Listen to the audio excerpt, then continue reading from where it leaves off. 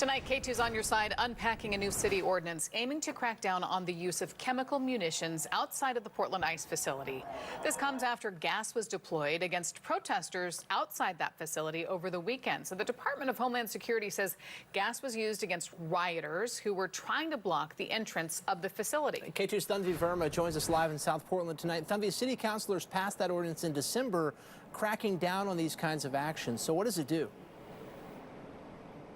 So right through the ordinance, people can report alleged nuisances that they believe are caused by detention facilities like the ICE facility. And there's been growing concerns. I want to show you an example of one of those concerns. The apartment complex that you're looking at, that's right in front of the ICE facility. A resident tells me there was a projectile shot into the third floor of an apartment. Just look at that window. This is one of many examples. I was wearing jeans and it managed to rip through the pants. Dr. Catherine Esperanza says she was protesting outside of the ICE facility Sunday when this happened. They were shooting from the roof, hitting directly at my ankle. I'm really concerned that at this point somebody could die, somebody could be shot directly in the face. In some ways, LaShonda Shavers can relate. Shavers was in her apartment just across the street from the ICE facility when the protests were happening. Saturday evening, we started hearing explosions, and I didn't, because there was a huge crowd, you know, families, kids, and strollers, so I didn't expect any tear gas. So my windows were open, and then all of a sudden we started hearing the explosions. Tear gas got into my unit, so I'm trying to run outside to the hallway, but the hallway had tear gas also. In early December, Portland City Council passed legislation allowing people to report nuisances outside of detention centers, such as the ICE facility. In theory, this could lead to fines. That is the piece of this policy that we are going to end up testing first, and the administration is in the process of implementation. Though right now, the city's administrative arm is still ironing out the specific rules about how the city will process those complaints. At least that's according to the author of the legislation, District 3 Councilor Angelita Murillo. I think that whenever someone files a complaint, something has to be done with it and it has to go somewhere.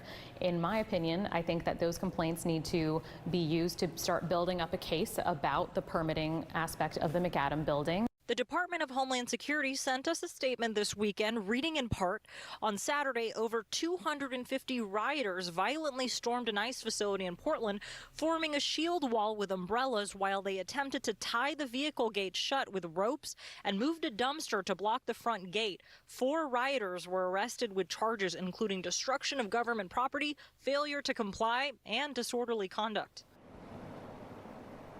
And given DHS's statement, I asked Councilor Purtle Guinea what she has to say to people who believe ICE was justified in deploying gas. And she said thousands of peaceful protesters did not deserve what happened to them this past weekend. Reporting live in South Portland, Tanvi Verma, K2 News. Tanvi, thanks for that.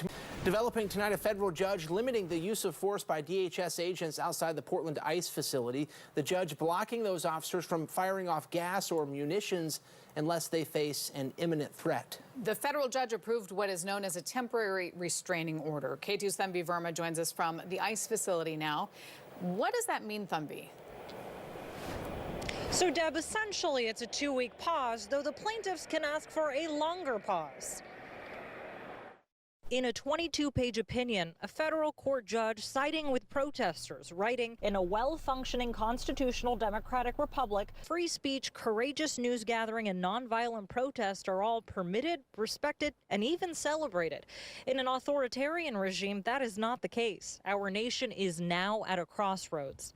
The judge ruling that DHS has been using force against nonviolent protesters and ordered them to stop, at a minimum for the next 2 weeks. In court records, the plaintiff submitted this picture of what appears to be a federal officer spraying some sort of gas at a protester at the ICE facility. Plaintiffs also submitted this video of protest this weekend. They say you can see officers firing into the crowd as they were attempting to disperse. Another video of a little girl washing her eyes out. On Monday, DHS sent us a statement reading in part, over the weekend, more than 250 rioters violently stormed an ICE facility in Portland, forming a shield wall with umbrellas while they attempted to tie the vehicle gate shut with ropes and moved a dumpster to block the front gate. Rioters threw objects at law enforcement and rocks at cameras.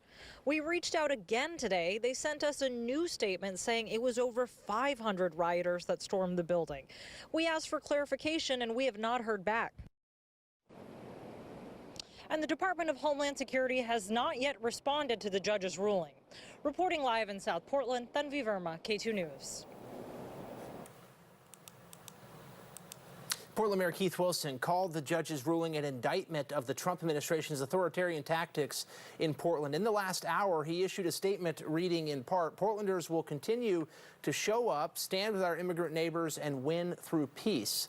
Peaceful civic participation isn't a threat, and these new restrictions on federal agents are an important first step in ending the violence and harm we've witnessed in our community. Today, Oregon's congressional delegation sent a letter to DHS making their own demands in regards to use of force during protests. It reads in part, attacking our communities is not law enforcement. It is blatant suppression of people's constitutional rights. No lawful justification exists for such reckless and excessive use of force. We firmly oppose the actions of federal agents using excessive force against the very people they are sworn to protect and serve, and so should you. We're on your side talking with local lawmakers and DHS about more details relating to their next steps. When we're not on air, just head to our website, k2.com, for up-to-the-minute coverage. Save it! There you go. Good job. Good job. Then spit it out. Good job. Good job. Good job.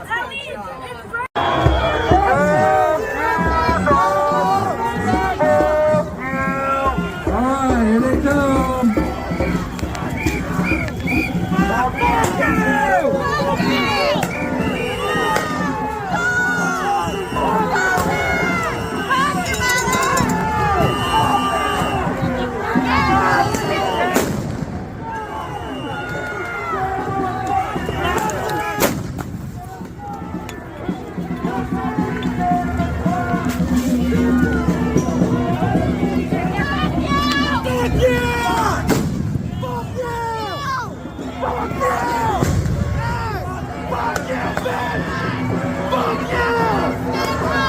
Fuck you!